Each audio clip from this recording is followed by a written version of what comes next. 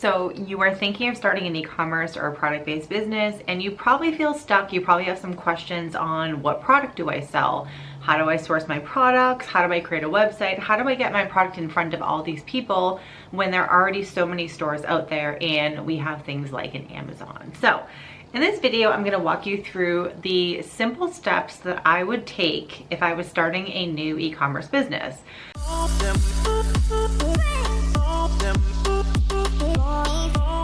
And some of the things that I would do differently this time around than I did the first time, and how I would spend money versus how I did the first time. So let's dive into it. So my name is Carrie Fitzgerald, if we have not met before, if you've not seen any of my videos, and I share a lot of tips and tricks on starting an e-commerce business or scaling an e-commerce business. So I started my first business in 2016. It was a high-end pet e-commerce business. It was both subscription box and an e-commerce online store. I manufactured my own dog bandanas. I sold on Amazon. I had my own website. I sold on marketplaces. I definitely did a lot of things. I made a lot of mistakes. I spent money on the wrong things, and some of the things I did, they were right, and some of the things I did, they were not right. And I wish that I had this kind of video when I was starting out, because it would have saved me a lot of time and energy. So let's dive into it. If I was starting my new e-commerce business today, what would I do differently? How would I, what would I invest on? What would I spend money on? And what products would I sell? So in fact, I actually do have a couple of my own product ideas that I am tooling around in my head with. One is a cold brew coffee in a can. One is a waterproof phone pouch for kayakers or paddleboarders. So I probably might use some of those as examples or frame of references while I'm giving you examples of things. But just to paint the picture for you, I am thinking of starting another product-based business. And these are some of the things that I'm going to talk about in this video, what I'm thinking of with my future businesses. All right, guys, let's dive into it. So the first and probably the most important decision you have to make is, what product do you sell?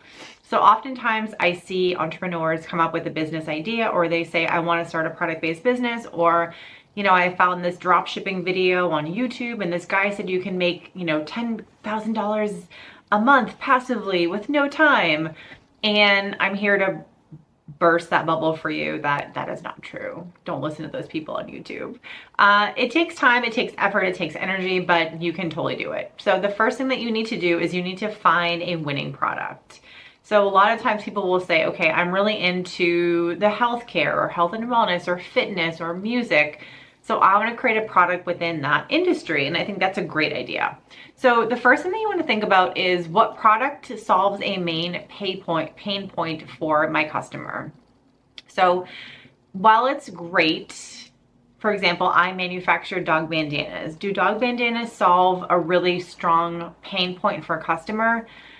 Not really. And any pet people here, you can come at me, but that's what I manufactured and sold. And I'm very knowledgeable of the pet industry, and I think the pet industry is a fantastic place to start if you're looking to start a product-based business. But you know, a dog bandana is something that's nice to have. It doesn't really solve a main pain point for someone. But if you look at things like dog food bowls, toys, treats, for example, even poop bags, poop bag holders, those all solve a really clear pain point for the customer. And while it's great to sell any physical product, if you have a product that solves a pain point for someone, it's going to be easier for you to sell. It's going to be easier for you to market that product. So that's just my own feedback. I think if you're really into bandanas, cool, sell those.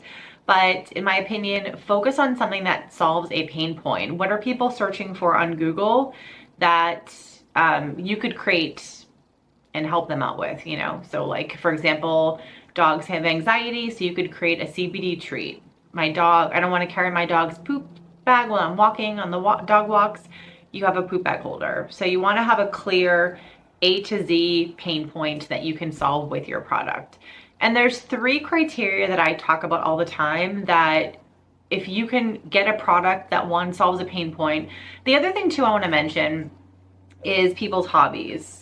So if you can also sell a product that relates to a hobby that people have, then it's going to be easy to sell that too, because people constantly will spend money on hobbies that they have. So for me, I love paddleboarding. I love it, love it, love it. And so if I can buy, if there's products that will help me make my paddleboarding a more enjoyable experience, of course I'm gonna buy that. So in addition to solving a pain point, if it fits in with a hobby that people have, you're golden.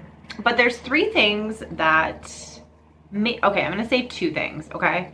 There's 2 specific things that I want you to think about when you're choosing a product. One is gonna be the size, the size, fragile, things like that. And then is it a replenishable thing? So the reason I say replenishable is when we have a product that we could sell to people, if you can somehow get it so it's on a subscription, so when people sign up, they can get it on auto ship. So maybe it's once a month, once a quarter, every other month. It doesn't really matter. The point is that it's one, reliable revenue for you, and it makes life easy for your customer. So you probably subscribe to, like, if you have a dog, you might subscribe to Chewy, where you get a dog supplement and it gets shipped to your house every 2 months or every 3 months or something. Amazon Subscribe and Save. You know, I take fish oil pills. And so I get an Amazon Subscribe and Save where my fish oil pills come to my doorstep every 2 months. So it's great because customers like myself forget to order and then we run out of things. But it's great for a business because now you have reliable revenue coming your way. It's recurring revenue that you can expect. And that's what we want. We want to get more from our past customers. We want to get our past and current customers to buy more and more and more from us. So we're not always actively seeking out new customers. So that's my best feedback to you, is if your product can be if your product is replenishable, which means people use it up or consume it. And then the second thing that I really want you to consider is it lightweight? Is it easy to ship? So when you ship products, shipping is a huge expense, and shipping continues to get more and more and more expensive. A customer doesn't value the shipping cost. And if you have a product that you're selling on your website and your shipping is $6, $7, $8, $15, your customer is likely to abandon their shopping cart and not buy from you because they don't want to pay for shipping. So the sweet spot here is you have a product that's under 1 pound, ideally, because under 1 pound is a different shipping classified, or it's classified as a different shipping weight, and it's really cheap. It's like generally it's going to be under $5 to ship a package, where if your product is over 1 pound, that shipping price will jump up.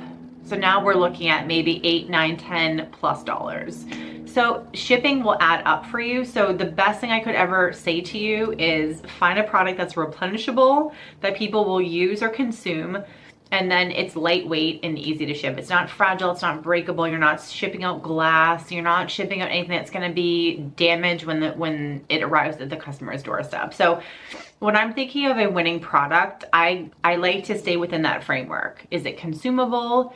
Is it fragile? Is it lightweight? And does it solve a pain point? So if I go to Google or I go to a search engine tool like Uber Suggest and I type in that keyword, so let's say dog poop bags, and it will give me all the search terms that people are using to search for.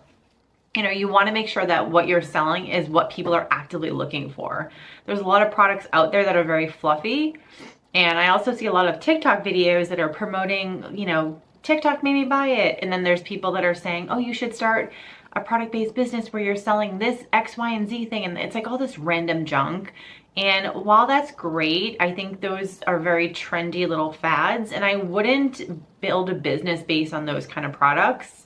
And I'm talking about things like, I'm trying to think of an example of one that I saw recently, but it was some sort of like a keychain that you could blend. And this kind of sounds cool in theory, but I think these are very trendy things that won't last.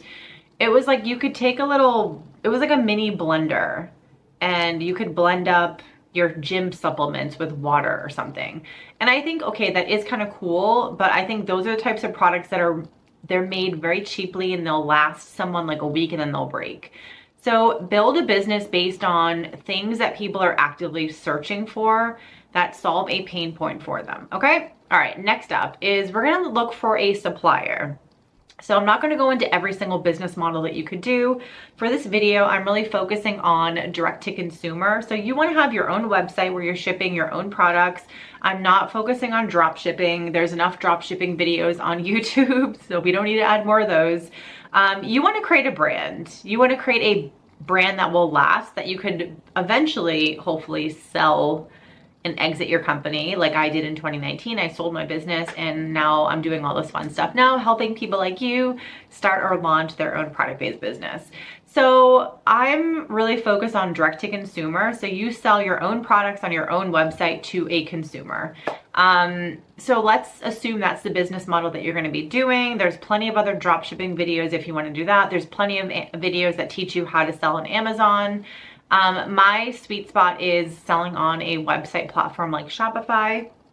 And you want to now find a supplier. So there's really a couple routes that you can go. Is the product something that is already made and that you're just going to do white labeling? You're going to add your own logo and maybe change like the colors and design and things like that. Or is it something that you have to build from scratch and you need things like prototypes and that kind of stuff. So it kind of depends on what you're thinking. For this video, let's just focus on a product that's already made and that we're going to go and order it from someone else and we're going to have it shipped to us and then we're going to ship to our customer directly. So let's say, for example, you are selling, I use water bottles all the time as an example, but they're always sitting in my office. So I'm going to use the example of a water bottle. So this is a water bottle that I purchased recently. I absolutely love it. It's from Beta Winter and it's by the Darling Effect. I mean, how beautiful is this? It's like the most beautiful water bottle. So say I want to sell water bottles. So I need to find a supplier that already makes water bottles and I'm going to buy them from them and then I'm going to ship them to my customers. So the easiest way to do that is places like Alibaba.com. You can head over to Alibaba.com and you start typing in products that you're looking for. Water bottles, claw clips for your hair, whatever it is, you can find it on Alibaba. And then you're gonna start searching through and you're gonna find a supplier. So there's gonna be a lot of suppliers, just as a heads up to you. A lot of suppliers. You have to do your due diligence and look at ratings, reviews. People will, have information on the supplier and, you can assess, are they easy to communicate with? That kind of thing. So look at some basic things on Alibaba, find some products that you like, look at all the information on the pages. It's going to be overwhelming. So I'm not going to focus too much on that on this video because I'm trying to talk about a lot of different things really quickly. You have to just do your due diligence, and when anyone is starting off ordering from Alibaba, it's kind of a crapshoot. You might find a great supplier, you might find not a great supplier. You have to look at the ratings, you have to look at all the different things there. So you want to find a supplier, you find someone who makes water bottles that you're looking for. Awesome. You want to look at things like, so say for example, this would be a water bottle that, and I don't know anything about this brand or how they made this. I'm just giving you an example of how it typically would work. So let's say this person really wanted to make these fun water bottles with flowers on them. So they found a supplier at Alibaba, they reached out, they looked at the customization options. How can I customize the product with this company? What's the MOQ? What's the minimum order quantity? So those are the kind of things that you want to kind of look at. How much can I customize the product? And then what's the minimum quantity that I can order from them? So my best tip to you when you are first starting out and you have no idea if your product is something that people want to buy, start small. You might pay more money per product, doesn't matter. Start freaking small. Make sure your product is something that people want to buy before you order 500 quantity or 300 quantity of something. Best advice I can give you, start small. Don't assume that people want to buy your product until you actually sell stuff. Then you can order more volume. And then you can take advantage of 500, 1,000 quantity, things like that. But if you're first starting out, you want to have a proof of concept and you want to just get some sales. So you might find a bottle, they can customize it in the color that you want. They can add your logo. They can do some fun design on here that you're looking for. Perfect. They have a minimum order quantity value of 20 bottles. Awesome. Start with that. That's it. You don't need more. And I understand that you're like, well, if I buy 20, I have to pay $10 each. But if I buy If I buy 100 bottles, I only have to pay $2 each. I mean, whatever, the math will differ. My point here is don't put a ton of money in upfront product before you actually know if people want to buy it, okay? Case closed, that's it. Okay, now that we know what product we want to sell, we found a supplier that we like, we're gonna order samples. The samples have come to us, we love it. We're like, yes, this sample is great. Now we're gonna put in an order of 20 water bottles or whatever their minimum is, and it's always negotiable. Just because they have a MOQ there, it doesn't mean you can't ask and say, hey, I actually only need 10, what's the price point? Some suppliers will work with you, some will not. It doesn't hurt to ask, basically. So once you find the supplier, you order your samples, you like them, then now you're gonna order actual products to sell for your store. So again, depending on the price point of the product, if you're selling like $1 poop bag holders, then you can get away with ordering more. You might order 200. But if you're selling an expensive item, like let's say that's $10, $20, $30 each, you want to be very cognizant of how much inventory you're ordering. So that's my best advice for you. Start simple, that's it. So the next thing that you want to start working on, and some of these two you're going to be working on at the same time, is you want to start your online store. Because what you want to do up front is, and the other thing too, I just want to say one more thing before we go any further, is I would start an Instagram account or a TikTok account when you first decide that you want to sell the product. And I would start recording everything. Take people behind the scenes with you. Show people the process of you looking at suppliers, looking at product, getting your samples that come in. All the things I'm gonna talk to you in this video, document everything. Because once you actually launch your store, you've already shown people all these cool behind the scenes, and they're gonna be way more interested in your product they can be more aware that you actually are going to be selling your product. So I would definitely start on TikTok and just document everything. And you might think, oh, no one cares, but they do care. People love to be included in those behind the scene things. So that's also one of the first things I would do too, is once you kind of figure out a product that you might want to sell, start documenting everything via video and posting that shit on TikTok. Okay. So once you have some product ordered, it's getting shipped to you, you want to start working on your website. So I am team Shopify, shopify.com all the way. You can literally get started. They always have promotions where you can get started for like $1 on your first month or two. I think it's like a 3-month promotion for $1. You can check out the link below. I have my Shopify affiliate link. I am an affiliate for Shopify, but only because I am obsessed with them. They are absolutely amazing. They make it so easy to start an online store. So you want to start working on your online store. So your online store is the place, it's like the vehicle for where you can sell things. People can pay money for your product. You can ship things. So it's kind of a one shop fits all. And you want to start building out your website, but you want to also build out the online store. So the online store part are things where you have to add in, you know, the tax information, your shipping address, all the preferences for your brand and your colors and your fonts and you know, setting up all of your email notifications that will go out. So there's a lot of back-end stuff that you need to set up. And if you are looking for some support or help in starting a Shopify store, I have a little mini course that you can grab, and it's called the Shopify Starter Pack, and it's going to help you to start your online store. It both helps you with the website portion, but it also helps you with all the other back-end stuff. So you can go through the course. It's a mini course. It will take you a couple hours, and you can literally have your entire Shopify store from A to Z ready to go for you. So definitely you can grab that. You can find the link below. Okay, so while you're working on your website and your online store, you want to start getting product photos. So product photos are, in my opinion, the most important thing on a website. If your product photos suck, if you skip on the product photos, people won't buy your product. Your product photos and lifestyle photos are what's going to make your website converting, but it's going to make someone want to buy your product. So invest in lifestyle photos and product photography.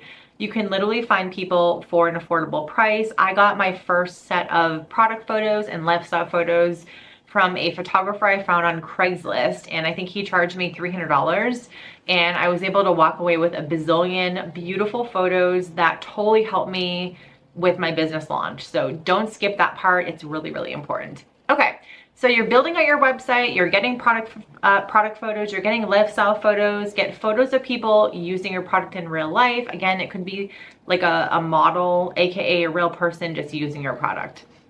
But that needs to be a really important thing. And in Shopify, you can do something on your preferences page where you can have a landing page where you can start collecting email addresses. So it's called a pre-launch or pre-landing page.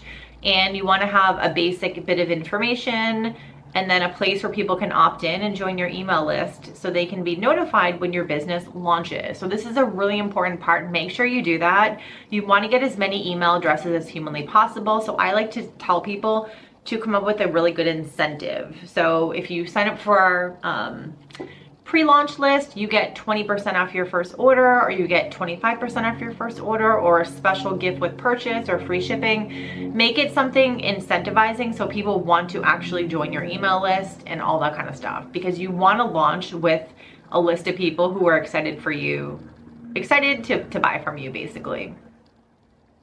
All right, next up, and again, these aren't exactly in this specific order, you can do these sort of simultaneously, is you want to come up with your branding and visuals. So I'm definitely someone who, I will tell you, when you're first getting started, don't focus too much on your logo. I know people will spend a lot of money on a logo and then 6 months later they change the whole thing because they started their business and then quickly realized this isn't the vision or vibe I'm looking for.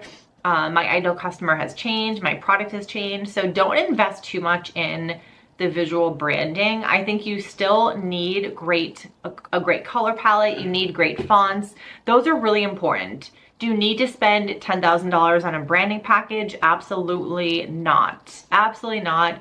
You can find someone off of Fiverr or Upwork, or even go to Instagram and just search for, you know, product branding, and you'll find someone who can fit in with a price point that you're comfortable with. I wouldn't go crazy here, to be honest with you. I would start simple. With that said, that doesn't mean that you should launch your website with a color palette that you came up with from Canva, that you just threw colors together and you threw fonts together and you have no idea what you're doing. There's an art and science to visual branding. There's an art and science to color psychology. Your colors of your brand should make someone feel something. And so when they go to your website or they go to your social media or they go wherever, the colors align with your ideal customer. So if you're this like high vibe, energy drink, you might not have like a pale green as your main brand color, because green is a color that is associated with a lot of like health and wellness brands or eco-friendly or things like that. And same as, let's say, if you are like, if you notice banks, a lot of banks have the color blue because blue evokes a sense of trust. So you wouldn't have maybe like a screaming bright red as your brand color. So color psychology is a real thing. If you don't know what it is, head over to Google and type it in. It's very interesting. But your brand color should evoke a sense of like feeling for your ideal customer, and it should make sense for your whole brand and your vibe and your personality of the brand. Your brand should have a personality. So don't skimp on that, but that doesn't mean you need to spend $5,000 to $10,000 on a branding package. I think you can go and start really simple, because your brand will change, I promise you. The next thing that you want to create is your packaging. So packaging is pretty important. Again, if you're a brand new business, you can keep it super simple. If you're a subscription box, you're going to want to have a branded box. You can look at companies like Packable or Packlane. Their boxes are quite expensive, but again, if you want that really beautiful visual experience for people, then a branded box is definitely really important. You can also do something where you can get a white box with a sticker. You can get stickers made anywhere and you can just put it on a white box, and I think that looks great too. Another option, if you're wanting to keep things really simple, is a white or black box and then packing or packaging tape that has your branding on it. So I love, love, love when people have a beautiful, simple box and then packaging tape is covered, like they put one strip of packaging tape. It looks amazing, and it doesn't have to be anything crazy, but it does give this great vibe, but without, you know, investing in these super expensive boxes. So packaging is important. Start simple. If you're doing a poly mailer, you can basically either do a sticker on a poly mailer. What I really like is when people get printed poly mailers. So you can look at places like Sticker Mule, you upload a design and then you can print off these beautiful poly mailer bags. I personally love that, but I also understand as a new business, you know, you want to be cautious of how much money you're spending. I do think packaging is a really important touch point because one, it helps you to stand out when customers are when customers are receiving your product and you have a really great unboxing experience. Customers love that. They remember that. And they're also more likely to post something on social media like, oh my God, look at this cool package that I got. So don't discount packaging. It's really important. And you can always go fancier as you grow. But just think, is my packaging creating a good experience for my customers? And is it better than Amazon's boring brown boxes? It's an important question for you.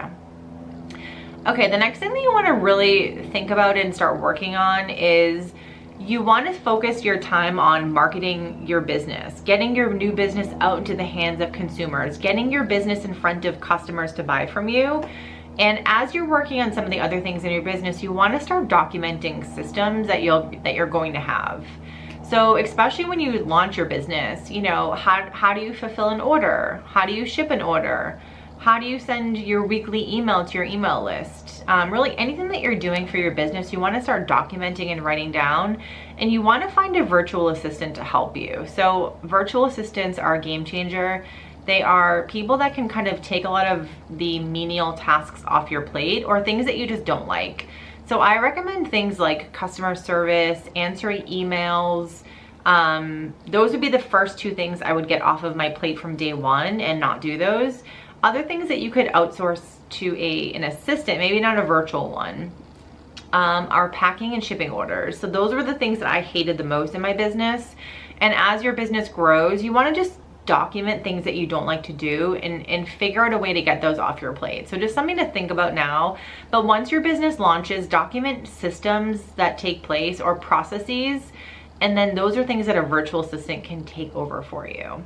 Okay, so you found your product, you found your supplier, you're building out your website, you have your branding and visuals, you have your packaging, you're starting to think about maybe I could find like a virtual assistant to help me like 1 hour per week while I start. You're now kind of in your pre-launch phase where you're starting to tease to your audience that your business is launching soon.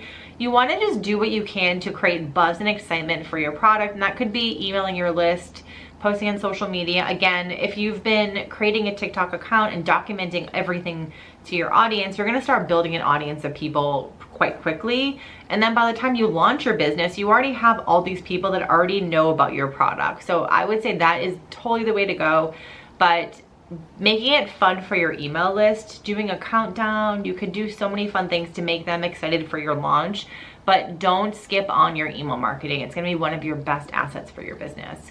And then once you launch your business, it's really, don't worry about some crazy launch. I think with the product business, especially if it's your first one, don't put so much emphasis on having this crazy launch. Just get it out into the world and then market your business. You know, you can have a launch where you do a founding members launch or something like that, where you're giving people, you know, a discount, or like they get access to a VIP club of your business where they get monthly promotions or offers or special things that other people don't have. But don't worry about this huge launch. I think launches, to be honest with you, are really overrated for the product world. I think just get it out into the world and then you focus your time and energy on marketing your business. That is why I really recommend you find a virtual assistant who can help you. So take some of the things off of your plate that you don't like to do, like email marketing or customer support or even shipping and packing orders. Those are not the needle movers in your business. Those are things that have to get done, but they don't have to be done by you. You're going to be the visionary, the CEO of your business. You need to treat your business like a business, not a hobby. So marketing is absolutely essential, and marketing is like 90% of the success of your business. Your business has to be in front of new eyeballs for people to buy you. So here is my marketing framework that I live by and helped my business go from basically $0 to hundreds of thousands of dollars in sales in under 2 years. So here's what I do. You focus on one social media platform where you can connect with customers, people can feel connected to you, they can see the behind the scenes, you can talk to them. You focus on one channel that will help you show up on a search engine, and you focus on one thing, one channel that other people are promoting you. So for the social media channel, at this point in 2023, I would recommend TikTok. I think TikTok has higher capacity for growth. It's easier to post on, and just overall Instagram is so indecisive with, you know, one day they're a video platform, the next day they're photos. Like Instagram kind of sucks. So I would go with TikTok. I think it's easier to grow and it's more casual. You can really do a lot with those behind the scenes videos, especially with your pre-launch. So focus on a social media channel, TikTok. One channel that helps you show up on a search engine, and that's gonna actually be SEO. So SEO is a whole other video. If I have any SEO videos, I'll link them below. But SEO is really where you're wanting to focus on your on-page SEO for your website. So basically understanding what are the keywords that people are searching for to find me, and then adding those keywords to your website, on your homepage, on your website pages, on your product pages. And by titling them the right way, you're basically telling Google what it is that you sell. So then when someone goes and types that keyword into Google, your product hopefully eventually will start showing up for people. So people will discover you on Google. So again, you want to understand keywords, what people are searching for, and then you want to title your website pages with those keywords. And the other thing too, that just as a little heads up here, is the titles of your images matter. So I know oftentimes you have images and you save them as like jk4232.jpg. So Google can read the image titles. So everything that you're putting on your website, Google can read that. But if your product photo again is like jk421.jpg, Google can't read that. So title what your product is. So if you sell water bottles, you could title this as Bohemian water bottle, flower water bottle with flowers, something like that. And then you want to put your brand name. So you'd put flower water bottle, or like water bottle with flowers, dash brand name.jpg, something like that. It doesn't have to be exactly what that is. The point is you want to put what your product is, and then you want to put your brand name, and you want to save your images like that. So again, when you're uploading those to your website, Google can figure out what you're selling. The more on-page SEO stuff that you do, the more you're telling Google what you sell, and the more you'll start ranking for keywords. And then the third part of my marketing strategy, organic marketing strategy, because I don't teach ads whatsoever, is focus on channels where other people are promoting you. So I'm going to focus on two things for this video. One is customer loyalty program. So have a program where you're incentivizing customers to buy more from you, and you're incentivizing them to refer friends and family. So a customer loyalty and referral program will not only get your customers to buy more from you because they're getting points or they're getting rewarded, but they'll also promote you to friends and family. And then the other marketing platform that I am obsessed with is affiliate marketing. So affiliate marketing is gonna help other people promote you, and specifically what I'd focus on from day one is getting YouTube unboxings. So the reason I would focus on that versus influencer marketing is YouTube is a search engine. And when someone does an unboxing of your product, it's gonna show up on Google when people are searching for the type of product that you sell. So like, again, Bohemian water bottle products, or like the best gifts for bohemians, or the best gifts for, you know, your hippie friend or something like that. So getting on YouTube, getting YouTube unboxings is an incredible way to get visibility. But if you have an affiliate program, more people are more likely to say yes to doing a video for you. So affiliate marketing will help you get on gift guides, it'll help you get on YouTube unboxings, it will help you get blog features, all that kind of good stuff. And it can also help you work with influencers, but I'm not really focused on influencers for this video. So those three things are what I would do from day one. Is, again, I would start a TikTok channel from day one and record everything. 2, I would focus on-page SEO, so knowing what my customers are searching for, the keywords, and then plastering those all over my website, on my pages, on the titles, and then titling my images the right way. And then lastly, I'd focus on having a customer referral and loyalty program. My favorite one is Smile. and signing up for an affiliate marketing program so I can reach out and get on gift guides and get YouTube unboxings. And my favorite affiliate program, I have two. One is Share Sale, and then the other one is Affiliately. So I can link those below, but those are my two faves. And now that your business is out, it's launching, people are buying stuff, you just want to continue to refine why people are buying from you, what do they like about you, what do they like about your product, and ask your customers for feedback here. Ask them, why did you buy from me? How did you find me? And just continue to market your business. Part of the game is just getting the product out and allowing people to be able to buy it from you, and then just marketing the crap out of it. All right, my friends, that is it for this long video. I hope that helped you. I know there's so many things that I get asked constantly about starting an e-commerce business.